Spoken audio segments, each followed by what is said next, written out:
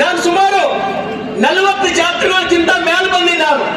ನಾ ಏನು ಸಣ್ಣಗಿದ್ದಾಗ ನಾನು ತಿಳಿಲಕ್ಕಿಲ್ಲ. ನಾ 8ನೇ ವರ್ಷದಾಗ ಇದೇ ಜಾತ್ರೆಗಳ ಕುಸ್ತಿ ಆಡಿ ದೊಡ್ಡ ಹೋದವು ನಾನು. ಇವತ್ತು ನಮ್ಮ ತಂದೆಯವರು ಕೂಡ ನಮ್ಮಪ್ಪ ಇದೇ ಫೋನಿನೊಳಗೆ ಕುಸ್ತಿ ಆಡಿ ನನ್ನಂತ ಒಬ್ಬ ಸಾಮಾನ್ಯ ರೈತನ ಮಗ ಬಸವ ಕಲ್ಯಾಣದಂತ ಇಡೀ ಜಗತ್ತಿನ ಶ್ರೇಷ್ಠನೆಲ್ಲ 2ನೇ ಬಾರಿ ಶಾಸಕ ಆಗ್ಲಿಕ್ಕದು ಕಾರಣ ಯಾರು ಅಂದ್ರ ನಿಮ್ಮೆದುರು ಕುಂತಂತ ನನ್ನ ಪಾಲಿನ ದೇವರು ಹಾರ್ಕೂಡ್ ಚನ್ನವೀರ ಶಿವಾಚಾರ್ಯರು ಬಂಧುಗಳೇ. ಯಾವತ್ತೂ ಬರಲ್ಲ ನಾನು ಯಾವಾಗಾದರೂ ಕೂಡ ಅಧಿವೇಶನದೊಳಗೆ ಮಾತಾಡಬೇಕು, ಪ್ರಮಾಣ ವಚನ ತಗೋಬೇಕು.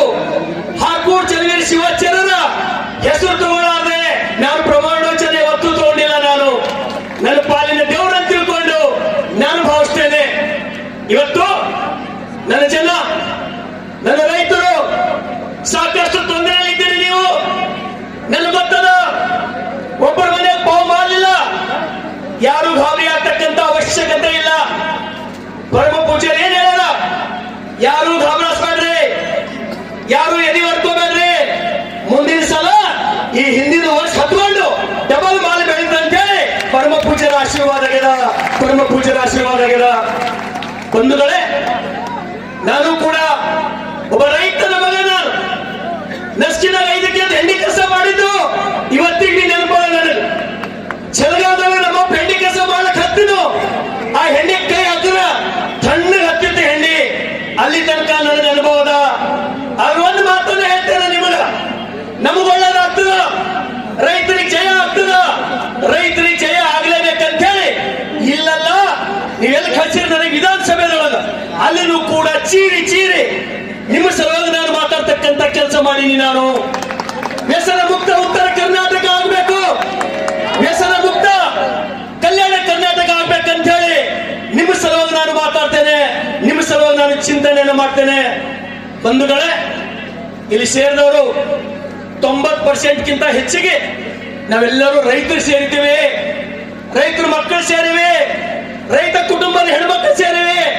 ನಿಮಗೆಲ್ಲರಿಗೂ ನಿಮ್ಮ ಆಳಾಗಿ, ನಿಮ್ಮ ಮತಭಿಕ್ಷೆಯಿಂದ ಶಾಸಕನಾಗಿ ಒಂದು ಮಾತಿನಂತೆ ಮಾಡ್ತೇನೆ. ಅಪ್ಪರೇ, ನಾವು ಸಣ್ಣಗಿದ್ದಾಗ ನಮ್ಮನೆಗೆ ಇರ್ತಕ್ಕಂತ ಆಕಳು, ನಮಗೆ ಹಾಲು ಕೊಟ್ಟಂತ ಆಕಳು, ನಮ್ಮ ಸಲ ಕಳೆ ಹೊಡೆದು ನೇಗಿಲು ಹೊಡೆದು ಬಿತ್ತದಂತ ಎತ್ತ ಒಂದು ವೇಳೆ ವಯಸ್ಸಾಗಿ ಸತ್ತು ಅಂದ್ರೆ ನಾವೇನ್ ಮಾಡ್ತಿದೀವೋ ಅದರ ಅಂತಿಮ ಸಂಸ್ಕಾರ ಮಾಡ್ತಿದೀವಿ ನಾವು.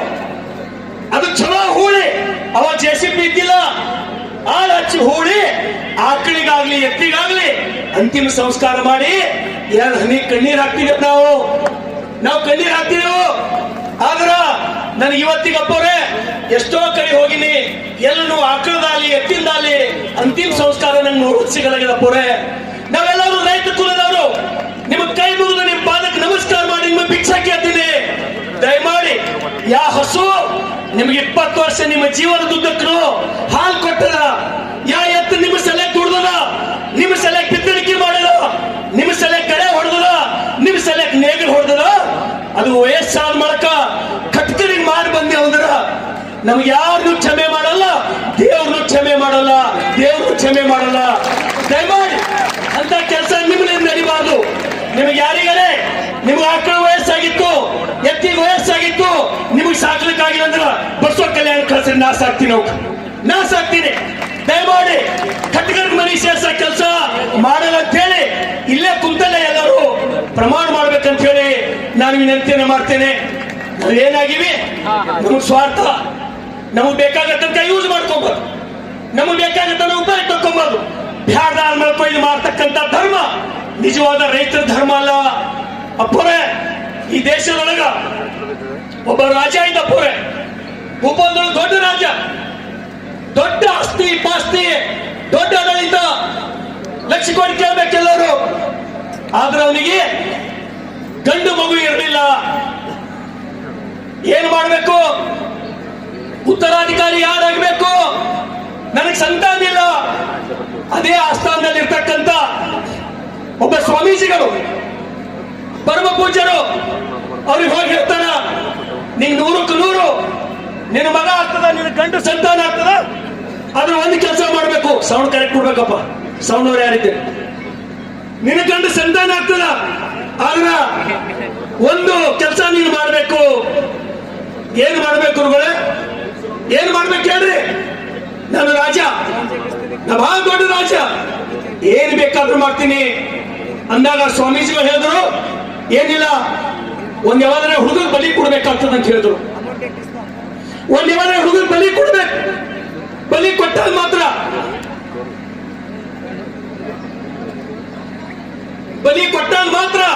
ನಿನ್ನ ಗಂಡು ಸಂತಾನ ಆಗ್ತಂತ ಹೇಳಿ ಮಹರ್ಷಿಗಳು ಹೇಳಿ ಹೋಗ್ಬಿಟ್ರು. ಅವಾಗ ರಾಜ ಇಡೀ ಆಸ್ಥಾನದೊಳಗೆ ಒಂದು ಡಂಗರ್ ಸಾರ್ತಾನ, ನನಗೆ ಯಾರು ತಂದು ಒಂದು ನಿಮ್ಮ ಮಗುವಿಗೆ ಬಲಿ ಕೊಡ್ತೀರಿ ಅಂತವರಿಗೆ ಬಂಗಾರ, ಬೆಳ್ಳಿ, ವಜ್ರ, ವೈಡೂರ್ಯ ಎಲ್ಲ ಕೊಡ್ತೀನಿ ಅಂತ ಹೇಳಿ ಡಂಗರ್ ಸಾರ್ತಾನ. ಒಂದು ಕುಟುಂಬ ಇತ್ತು, 7 ಜನ ಮಕ್ಕಳು, ಕಿತ್ತು ತಿಂತಕ್ಕಂತ ಬಡತನ. ಗಂಡ ಹೆಂಡತಿ ವಿಚಾರ ಮಾಡಿದ್ರು, ರಾಜರಿಗೆ ಗಂಡು ಮಕ್ಕಳಿಲ್ಲಂತ, ನಮ್ಗೆ ಒಂದು ಬಲಿ ಕೊಟ್ಟೆ ಅಂದ್ರೆ ರಾಜರಿಗೆ ಮಕ್ಕಳಾಗ್ತಾರಂತ. ರಾಜರಿಗೆ ಮಕ್ಕಳಾಗೋದು ಬಹಳ ಇಂಪಾರ್ಟೆಂಟ್ ಅಲ್ಲ. ನಮಗೆ 7 ಮಕ್ಕಳವ, ಒಂದು ಮಗುವಿಗೆ ಒಯ್ದು ನಾವು ಬಲಿ ಕೊಡೋಣ ಅಂತ ಹೇಳಿ ರಾಜರು ಬಂದು ಹೋಗ್ತಾರ. ರಾಜ ಒಯ್ದು ತಮ್ಮ ಒಂದು ಮಗುವಿಗೆ ಕೊಡ್ತಾರ. ಇನ್ನೇನು ಬಲಿ ಕೊಡ್ತಕ್ಕಂತ ದಿನ ಫಿಕ್ಸ್ ಆಗ್ತದ.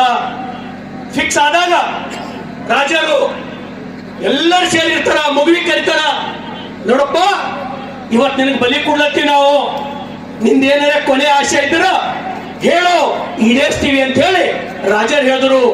6-7 ವರ್ಷದ ಬಾಲಕನಿಗೆ, ಮಹಾರಾಜರೇ ನೀವು ಮಹಾರಾಜರು, ರಾಜ ಪ್ರತ್ಯಕ್ಷ ದೇವತ, ನೀವಿರ್ಬೇಕು, ನೀವು ಬದುಕ್ಬೇಕು, ನಿಮ್ಮ ಗಂಡ ಸಂತಾನ ಆಗ್ಬೇಕು. ಆದ್ರೆ ನಂದು ಒಂದು ಕೊನೆ ಆಸೆ ಅದ ಮಹಾರಾಜರೇ, ಒಂದು ಕಮ್ಮುಟ್ಟಿ ದೊಡ್ಡ ಮಣ್ಣು ತಂದು ಕೊಡ್ರಿ, ಕಲಸಿದು ನೀರು ಹಾಕಿ ಕಲಸಿದು ಮಣ್ಣು ತಂದು ಕೊಡ್ರಿ ಅಂತ ಹೇಳಿ ಆ ಮಗು ಹೇಳ್ತು. ಅದೇನ್ ದೊಡ್ಡ ಮಾತಾಡಪ್ಪ, ತೊಂಬರ ಒಂದು ಕಮ್ಮುಟ್ಟಿ ಮಣ್ಣ, ಕೆಸರಾಗಿರೋ ಮಣ್ಣು ತೊಂಬರ ಅಂತ ಹೇಳಿದ್ರು. ಕಮ್ಮುಟ್ಟಿ ಮಣ್ಣು ಬಂತು.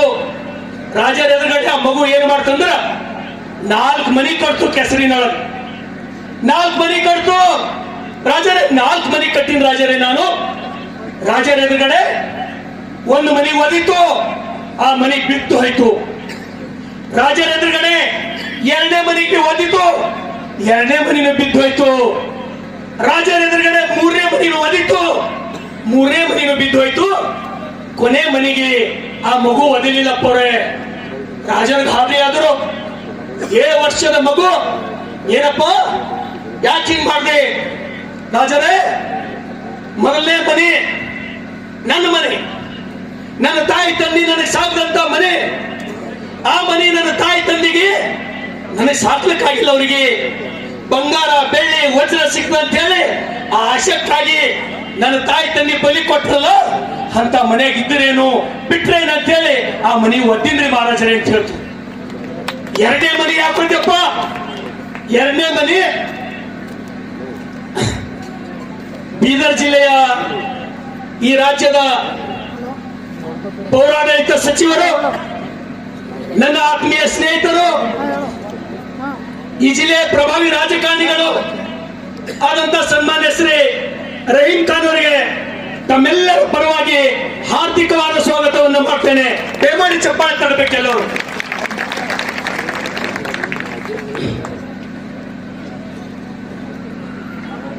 ಮುಂದುವರಿಸಿದ ಕೇಳುತ್ತಿರಲ್ಲ ಎಲ್ಲರೂ?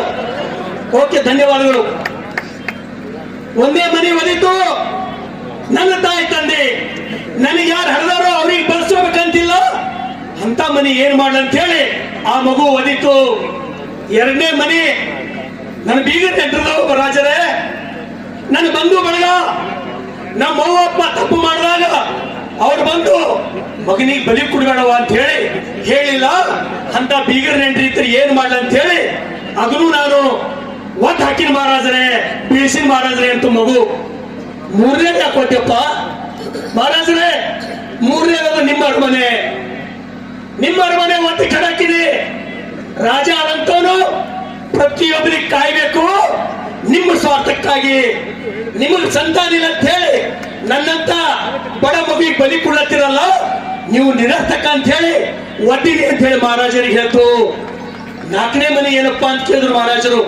4ನೇ ಮನೆ ಆ ನಾಡಿನ ಸುಪ್ರಸಿದ್ಧ ಹಾರ್ಕೂಡ್ದಂತ ಮಠ. ನನ್ನ ತಾಯಿ ತಂದೆ ಹಿಡಲಿಲ್ಲ, ಬೀಗದ ನೆಂಟರು ಹಿಡಲಿಲ್ಲ, ರಾಜ ಹಿಡಲಿಲ್ಲ. ಹಾರ್ಕೂಡಪ್ಪರ ಕೈ ಜೋಡಿಸಿ ನಿಂತು ನನಗೆ ಇವರೇ ಉಳಿಸ್ಬೇಕಂತ ಹೇಳಿ ಕೈ ಜೋಡಿಸಿ ಆ ಮನೆಯಲ್ಲಿ ನಿಂತೀನಿ ಅಂತ ಹೇಳ್ತು ಮಗು. ರಾಜ ಒಂದೇ ಸೌಂಡ್ ಕಣ್ಣೀರ್ ಹಾಕದ. 7 ವರ್ಷದ ಮಗು ರಾಜನ ಮಾತಿಗೆ ಬೆರಗ ಹೋಯ್ತು. ನನಗೆ ಸಂತಾನ ಬೇಕಾಗಿಲ್ಲ ಮಗನೇ, ನೀನೇ ನನ್ನ ಮಗ ಅಂತ ಹೇಳಿ ದತ್ತು ತೋತೀನಿ, ನಿನಗೆ ಮುಂದೆ ರಾಜ ಮಾಡ್ತೀನಿ ಅಂತ ಹೇಳ್ತು.